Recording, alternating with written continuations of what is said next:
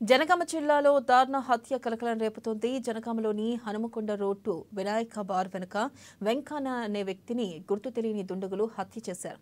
మృతుడు railway station వద్ద భిక్షాటన చేస్తూ జీవనం కొనసాగిస్తున్నారు. స్థానికుల సమాచారంతో సంఘటనా స్థలానికి చేరుకున్న పోలీసులు దర్యాప్తు చేపట్టారు.